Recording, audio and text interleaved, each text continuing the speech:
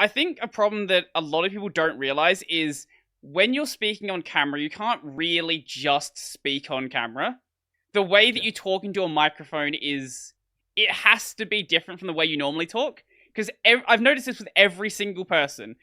Their first videos, with the exception of like a couple of crazy people, they sound really, really monotone and they sound like they Yeah. don't really want to be there. Like, go back to DistroTube's early videos, go back to your early videos, go back to my early videos. It's all the exact same. You know what you're trying to talk about, but it just it doesn't sound like a video. You don't really know Yeah. how that works yet.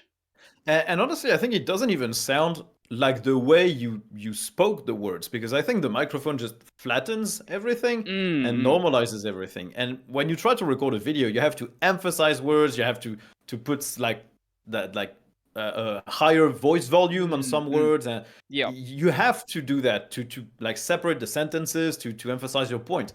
And that's something you learn because, well, when you start, you're like, hey guys, this is Nick, and and it Yeah. just doesn't work. Yeah, it doesn't work for video. It would Mm. work if you were talking to somebody face to face, but on a mic for a video, it just feels like flat and it's not interesting. There are certain people that work really well with, like, there are a couple of Twitch streamers that have a very particular voice where you sort of expect them to have that monotone Yeah, way of presenting, but those are very particular people. Like, there'll be some people that have like really, really like deep and gravelly yeah, voices where talking in any other way would sound weird to them. But for the regular sort of person, I absolutely agree. You need to. Well, the other problem there is you don't want to start like emulating the style of someone else. Like, you want yeah. to sort of make that style of speaking on the microphone work for your style of voice and the way that you're trying to present the content. Like, if you were trying to, like, if you wanted to present a video like Mr. Beast would present a video, for example, it would seem really, really out of place. Yeah, But, absolutely.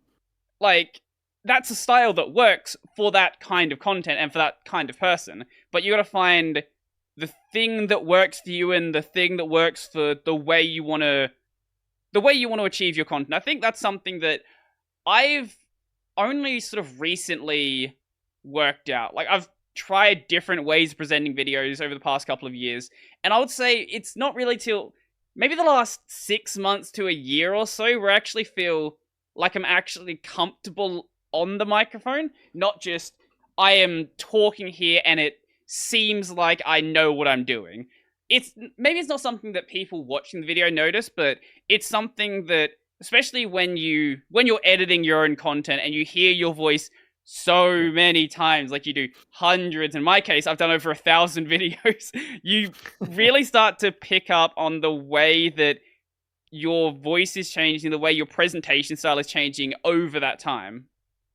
Yeah, I have the exact same like timeline. I think like my videos have started really getting better when I got the Sony camera, Yeah, yeah. because I was recording everything on a smartphone before, so everything looked really flat. There Ah, was no depth. you The made the colors correct were just super decision. muted. So I went with something a little bit better. And at that point, I also decided that I wanted to change a little bit of the style. So I stopped sitting down and I Mhm, started being up. So I record everything like standing up. And I don't know, it just gave me a little bit more of energy. Instead mhm. of being lounging in the chair and Yeah. talking about something, you're up, you're talking. It's like you're giving some kind of a talk or a conference. And I think it just made my stuff more dynamic. And now I feel really comfortable with that style. It just feels like normal for me. Mhm, And I don't dread the recording part like I used to. Because before I was like, mhm, oh no, this is gonna be hard. How are you gonna mumble this paragraph that you want to mhm. do facing the camera? Nowadays, I'm just, okay, let's record. Boom, I do it. I whip it out in like 30 minutes for a 15-minute video, and we're done. Wow, So basically, I cut off half. your planning does a lot to shorten that down. It usually takes me about an hour to record.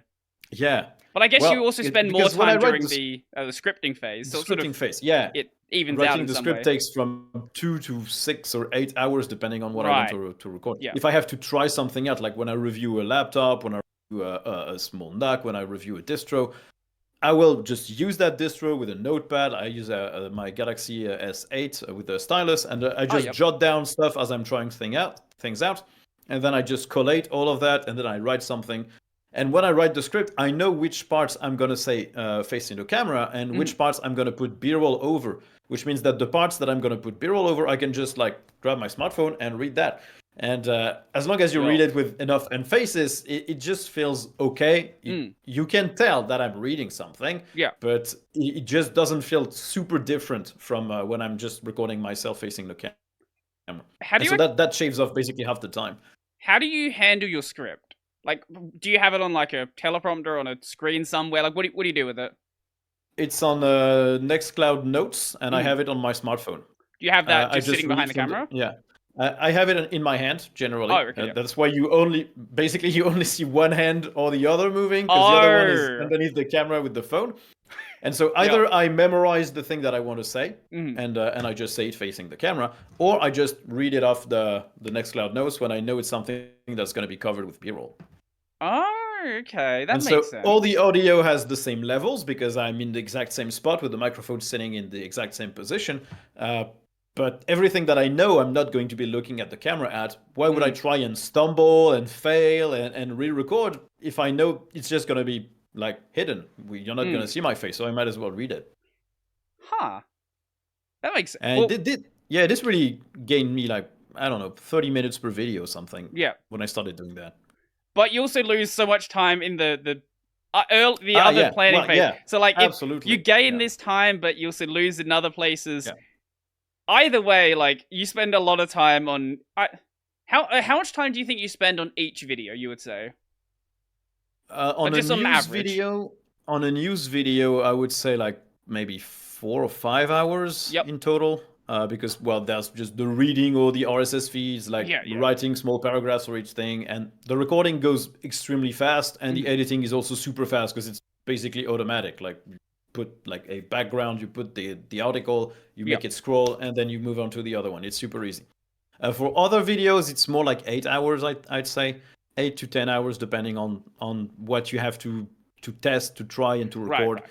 If you're doing a distro review or you're looking at hardware, distro or laptop review, it's going to be like 10 hours. And for a more like opinion piece, it's going to be 6 to 8 hours. Okay, that makes sense.